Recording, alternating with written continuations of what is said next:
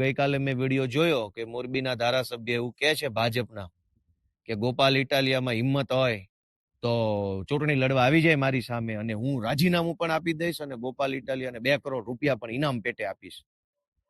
તો મારી મોરબીના ધારાસભ્યએ આપેલી આ ચેલેન્જને આપણે સ્વીકારી લઈએ છીએ સહર્ષ રાજી ખુશીથી કે જો તમે શુરા બોલ્યા ન ફરે, શુરા હોવ, મરદ માણસ હોવ અને એક જ વખત બોલતા હો ને જબાનના પાક્કા માણસ હોવ તો આજે 10 તારીખ થઈ છે, મોડામાં મોડું 12 તારીખે બપોરે 12 વાગ્યા સુધીમાં રાજીનામું તમારું પડી જવું જોઈએ. ગોપાલ ઇટાલિયા પણ વટથી તમારા ચેલેન્જને સ્વીકારે છે.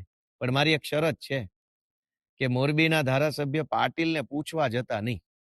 પાટીલ અંકલ, મારાથી ભૂલથી બોલાઈ ગયું છે, હું રાજીનામું આપું કે ના આપું, અંકલ પ્લીઝ મને માફ કરો, એવી બધી વાતો કરવાની નહીં.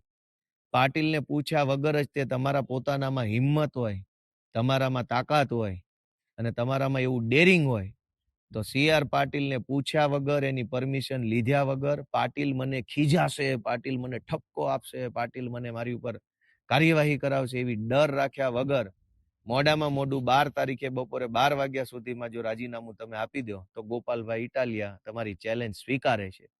30 વર્ષથી તમે મોરબીના ધારાસભ્ય છો, તમને શરમ આવવી જોઈએ.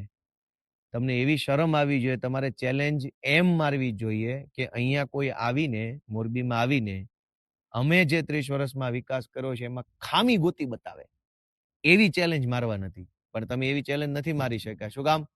તમને ખબર છે કે બધું એવા કામની ચેલેન્જ મારશો તો ચાલે એમ જ નથી. કામ તો કંઈ કર્યા નથી.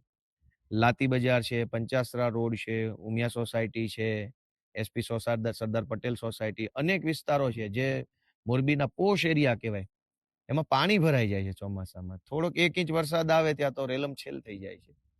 તો 30 વર્ષથી ધારાસભ્ય હોવા છતાંય તમારે હવે મને ચેલેન્જો મારવી પડે છે, એ જ તમારી નિષ્ફળતાનો સૌથી મોટો પુરાવો છે. અને તમારી ચેલેન્જ અમે સ્વીકારી છે.